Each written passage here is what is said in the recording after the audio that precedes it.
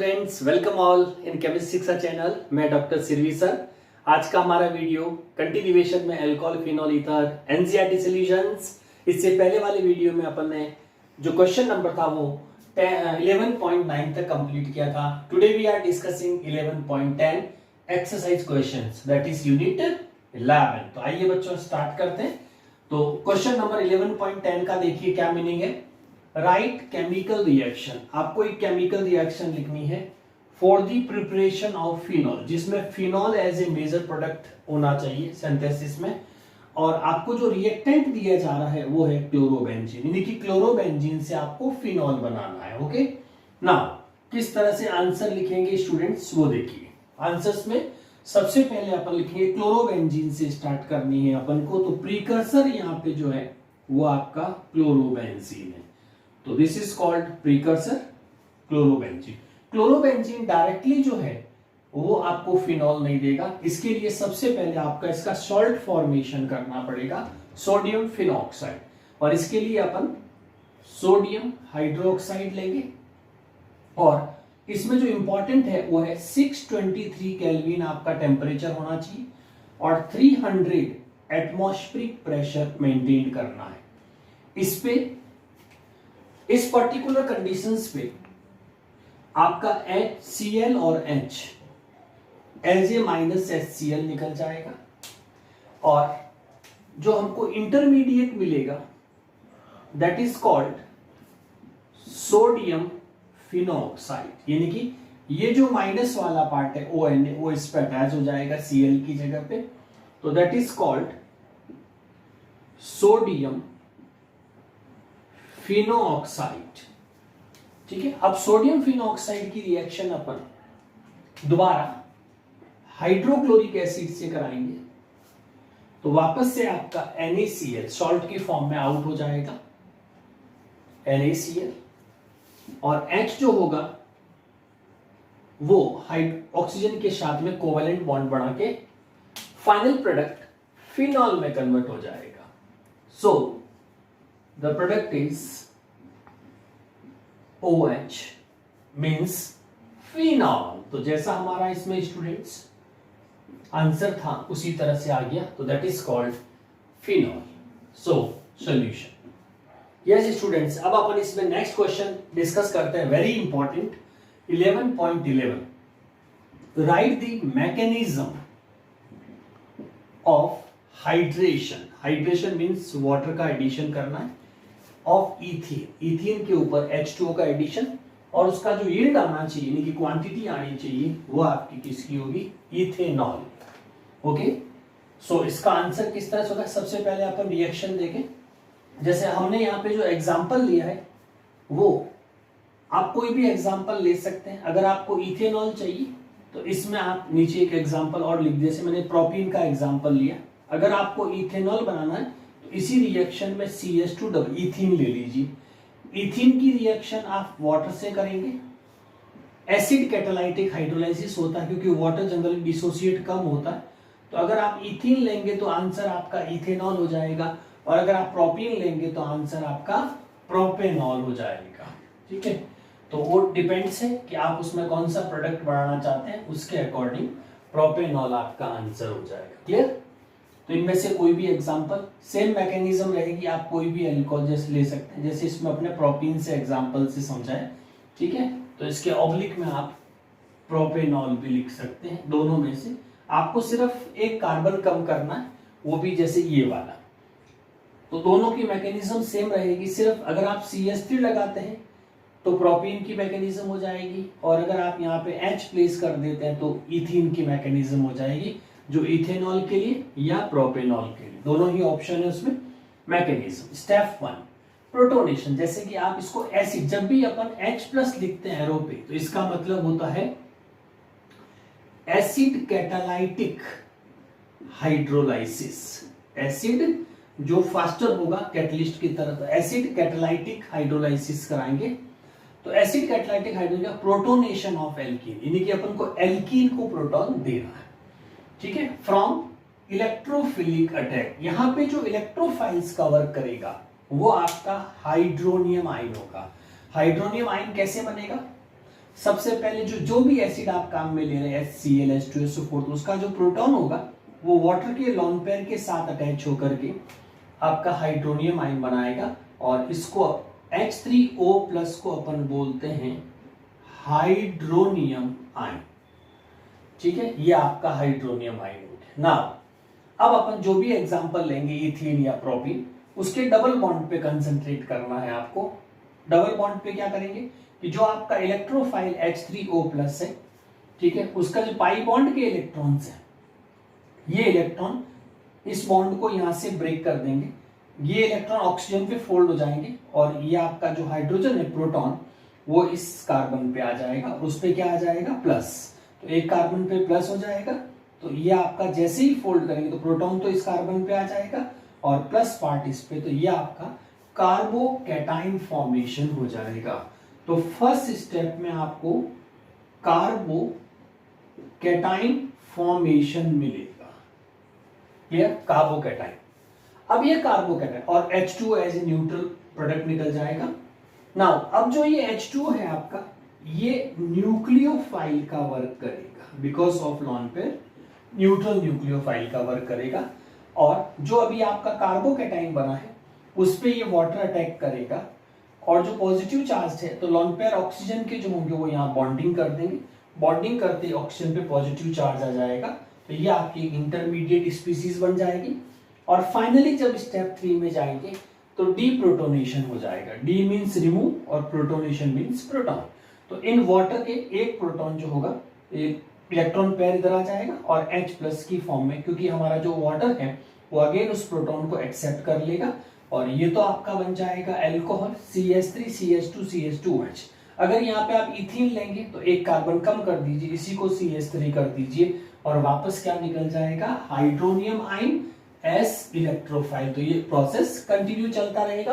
तो अगर अपन इसमें कंक्लूजन देखें स्टूडेंट्स, तो स्टेप 1 में प्रोटोनेशन हुआ, इलेक्ट्रोफिलिक अटैक हुआ, सेकेंड स्टेप्स के अंदर कार्बोकैटायन पे न्यूक्लियोफिलिक अटैक हुआ, और थर्ड में डीप्रोटोनेशन हुआ। तो this is called mechanism of hydration of ethanol. Yes students, next question 11.12 discuss करते हैं। ध्यान से देखिए, यू आर गिवन बेंजीन, आपको एक बेंजीन रिएक्टेंट दिया जा रहा है with reagent concentrate H2SO4 and NaOH। इन तीनों रिएजेंट का यूज करते हुए right the equation for preparation of phenol. Synthesis में फिनॉल बनना चाहिए यूजिंग दीज रिएजेंट, यानी कि रिएजेंट जितने भी अपने पास कंपोनेंट है इनको यूज करते हुए आपको फिनॉल सिंथेसाइज करना है। तो स्टूडेंट सबसे पहले जो आपकी बेंजीन है उसका सल्फोनेशन, क्योंकि इलेक्ट्रोफिलिक सब्स्टिट्यूशन होगा, इलेक्ट्रोफिलिक सब्स्टिट्यूशन के अंदर अपन इसका क्या करेंगे सल्फोनेशन। सल्फोनेशन के लिए कंसंट्रेट H2SO4, और इसमें वैसे SO2 गैस पास करते हैं, और इससे ओलियम बनता है पहले, ठीक है। तो इन जनरल हमेशा ओलियम यूज होता है, बट कंसिडर H2SO4 है, तो इससे आपको, क्योंकि यहाँ पे जो SO3 होती है, सॉरी इसको SO2 नहीं SO3 गैस लीजिए, SO3, तो SO3 जो गैस होती है वो न्यूट्रल इलेक्ट्रोफाइल का वर्क करती है, और जिस पोजीशन पे अपन इसको प्लेस करेंगे वहां से H निकलेगा, तो यहां से आपकी जो SO3 गैस होती है ये यहाँ पे प्लेस कर दीजिए SO3 और लास्ट में H, तो ये बन गया benzene sulphonic acid, BSA, benzene sulphonic acid, और इस प्रोसेस को बोलते हैं सल्फोनेशन। ये पूरा प्रोसेस आपका सल्फोनेशन कहलाएगा। सल्फोनेशन के बाद में कंटिन्यूएशंस के अंदर अब अपन नेक्स्ट रिएजेंट यूज करेंगे NaOH। NaOH यूज करते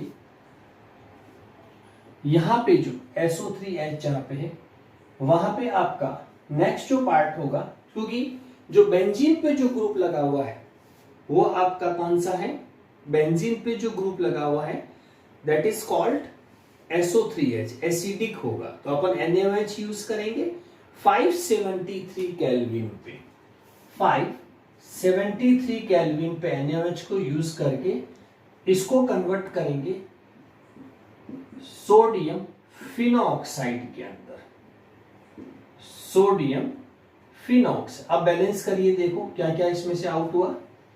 ठीक है, सोडियम फिनॉक्साइड अपन को यूज करना है, तो यहाँ पे आपके पास में H2SO4 की फॉर्म में निकल जाएगा और ये NaO आपका पार्ट मिल जाएगा।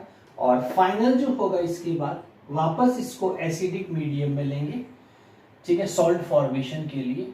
तो सॉल्ट फॉर्मेशन में जो सोडियम फिनॉक्साइड है उस फिनॉक्साइड की रिएक्शन अपन H2SO4 की प्रेजेंस में करेंगे। H2SO4 की प्रेजेंस में तो ये Na हट जाएगा और H प्लस आपको Na के जगह रिप्लेस करेंगे तो ये आपका फिनॉल में कन्वर्ट हो जाएगा। ठीक है, तो this one is called reactions for phenol synthesis from benzene followed by benzene sulphonic acid. Yes students, next question read करिए 11.13। Show how will you synthesize part ABC या 1 2 3। आपको ये प्रोडक्ट दिया जा रहा है और उसको आपको सिंथेसाइज करना है एल्कीन से। जैसे 1 फिनाइल इथेनॉल ऑब्टेन होना चाहिए किसी सुटेबल एल्कीन से। स्टूडेंट्स ये सब्स्टिट्यूटेड है, तो इसीलिए अपन एक ऐसी एल्कीन काम में लेंगे, जैसे मान लो ये आपकी इथीन है, इथीन के एक पार्ट पे अपन क्या करेंगे, फिनाइल ग्रुप को प्लेस कर। फिनाइल ग्रुप का मतलब बेंजीन से एक H कम, तो ये आपका कहलाएगा 1 फिनाइल इथीन। मीन्स इस तरह की एल्कीन काम में लेंगे। इसका जब हम हाइड्रोलाइसिस करेंगे तो उसमें क्या होगा, मार्कोनिकॉफ पोलर सॉल्वेंट है, मार्कोनिकॉफ रूल काम में लेंगे और मार्कोनिकॉफ रूल्स के अकॉर्डिंग आपका इथेनॉल जो है इस पोजीशंस पे, तो वो अपन इसमें चूंकि सब्स्टिट्यूएंट भी 1 होना चाहिए, इथेनॉल भी 1 होना चाहिए, तो मार्कोनिकॉफ रूल में प्लस और माइनस होंगे। ये बॉन्ड आप पाई ब्रेक करेंगे तो as per Markovnikov nucleophile goes to less number of hydrogen, तो ऑटोमेटिकली इसको पोजीशन 1 मिल जाएगी और पोजीशन 1 मिलेगी तो आपका ये आंसर बन जाएगा बेंजीन। बेंजीन के साथ में CH OH CH2 ठीक है, ये H इस पे आ जाएगा, OH इस पे आ गया, नीचे मार्क कर दीजिए, मार्कोनिकॉफ एडिशन हो रहा है, तो आंसर बन गया आपका एल्कीन से 1 फिनाइल। नंबरिंग यहां से यहां जाएगी तो 1 फिनाइल और इथेनॉल आंसर हो जाएगा। सेकंड क्वेश्चन देखिए, साइक्लोहेक्साइल मीथेनॉल बनाना है।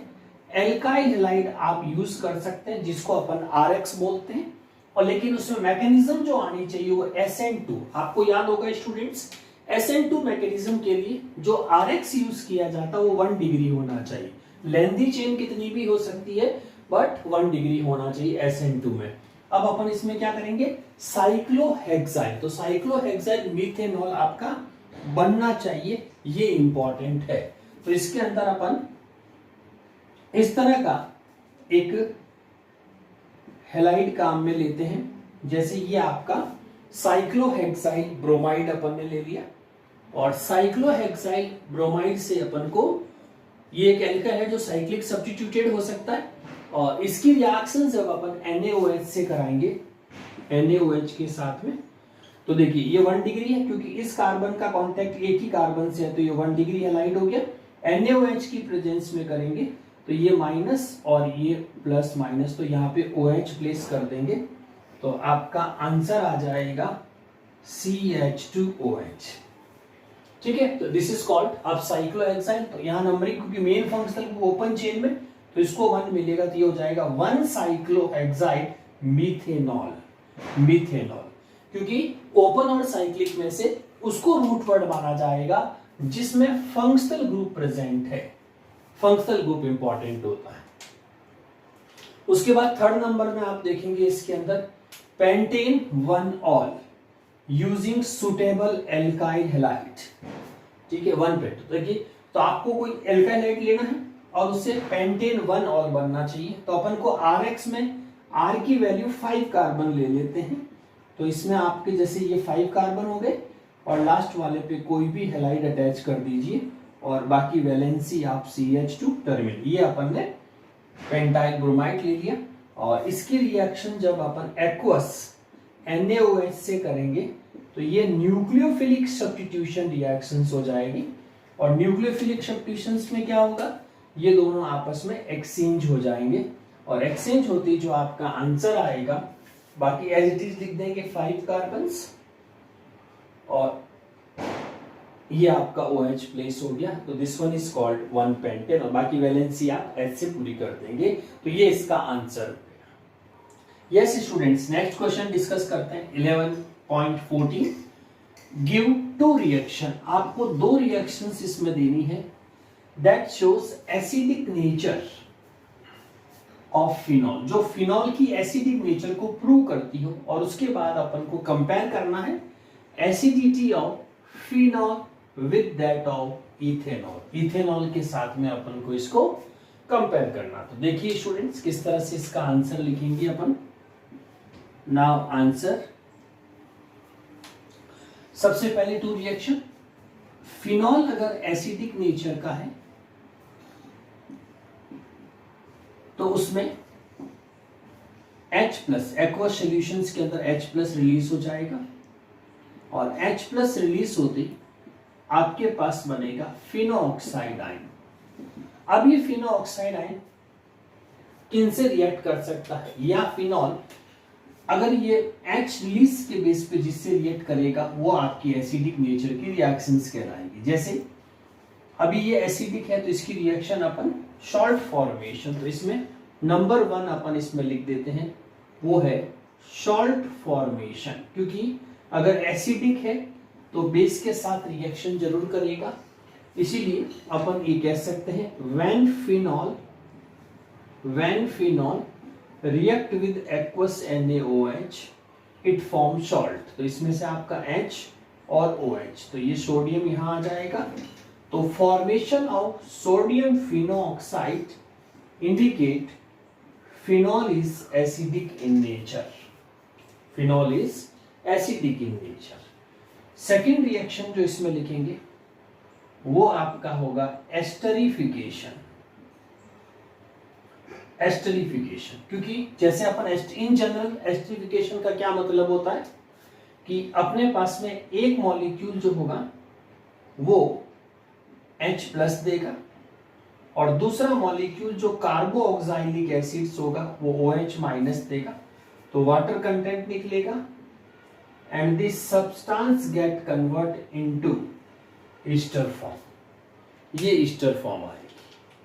नाउ अब अपन इसको फिनॉल पे अप्लाई करेंगे, तो अल्कोहल को रिप्लेस कर देंगे किससे, फिनॉल से, क्योंकि जो अल्कोहल का वर्क है वो फिनॉल कर देगा एज ए H प्लस, और इसकी रिएक्शन अपन C डबल बॉन्ड OH लेंगे, तो यहां से OH और यहां से H, तो ये आपका आंसर हो जाएगा बच्चों बेंजीन, बेंजीन के ऊपर O के बाद में इधर आपका रह गया C डबल बॉन्ड OR, ठीक है। तो ये इस तरह से ये रिएक्शंस प्रूव हो जाएगी कि phenol is acidic in nature.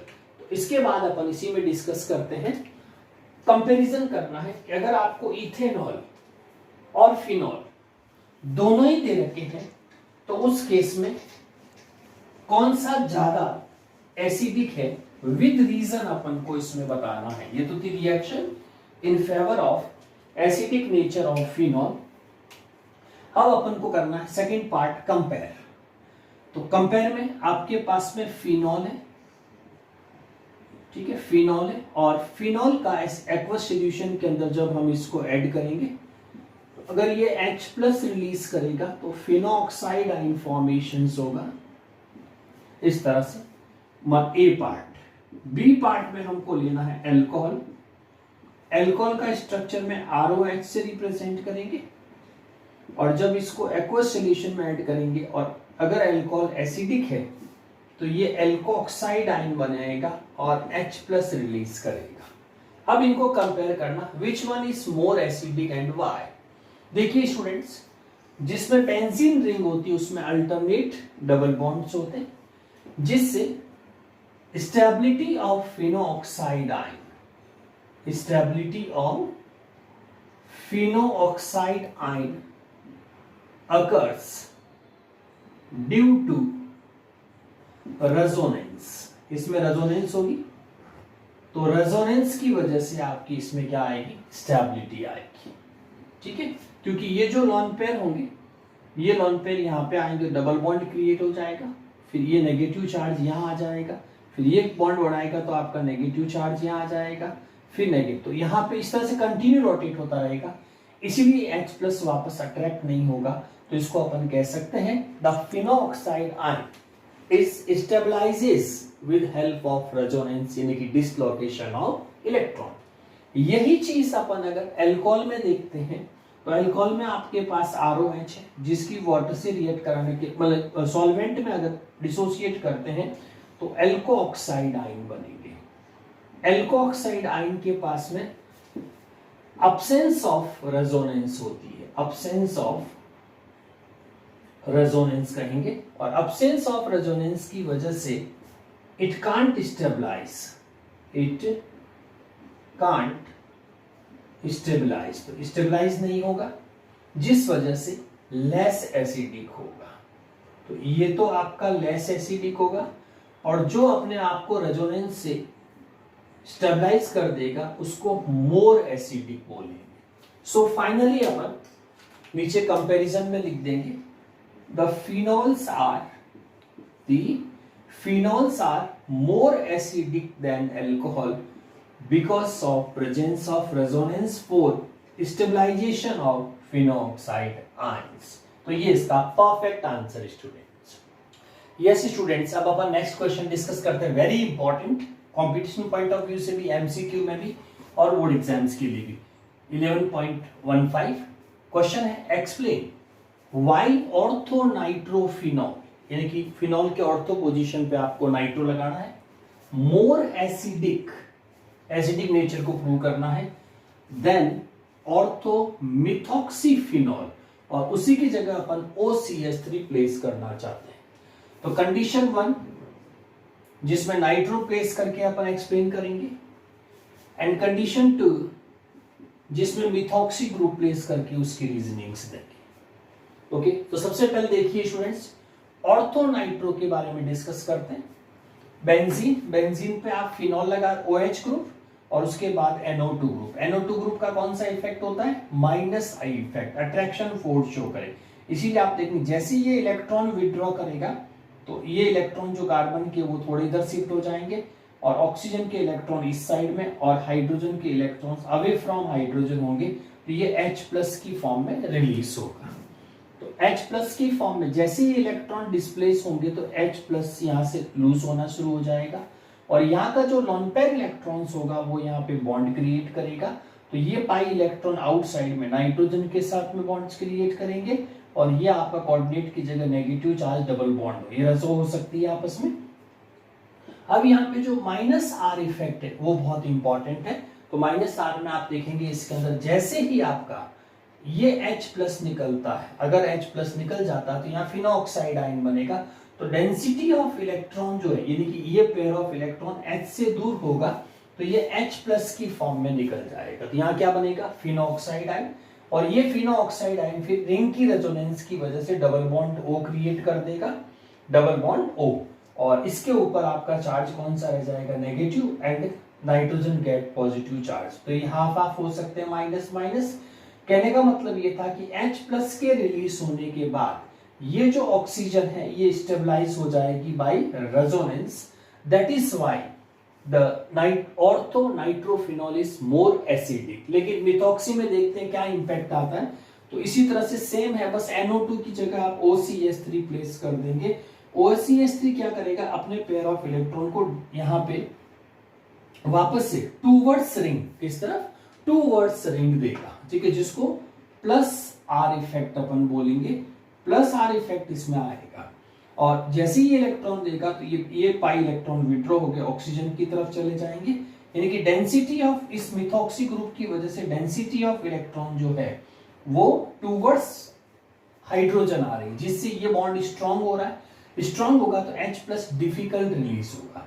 अगर H+ रिलीज हो भी जाता है तो उस केस में ऑक्सीजन पे नेगेटिव चार्ज, और यहाँ पे इस मिथॉक्सी ग्रुप जैसे ही इसने क्योंकि इलेक्ट्रॉन यहाँ पे फोल्ड कर दिए तो ये जो बेंजीन का जो कार्बन है इसके ऊपर भी कौन सा चार्ज आ गया? Negative charge. इन दोनों नेगेटिव नेगेटिव, ऑक्सीजन की नेगेटिव चार्ज, कार्बन की नेगेटिव चार्ज के बीच में रिपल्शन हो जाएगा, और after loss of proton, proton loss कर दिया अपन ने इसमें, अब ये नेगेटिव एक दूसरे नेगेटिव को रिपेल करेगा, जिससे डिस्टेबलाइजेशन हो जाएगा। यानी कि after loss of proton destabilize by resonance as two negative charge repel each other, ये दोनों रिपेल करेंगे, that decrease acidic nature of methoxy this phenol. तो इसीलिए ortho methoxyphenol is less acidic than ortho nitrophenol, यानी कि ortho nitrophenol जो है more है। तो फाइनल अपन रिजल्ट को कंक्लूड कर सकते हैं लास्ट में, ortho nitrophenol is more acidic than ortho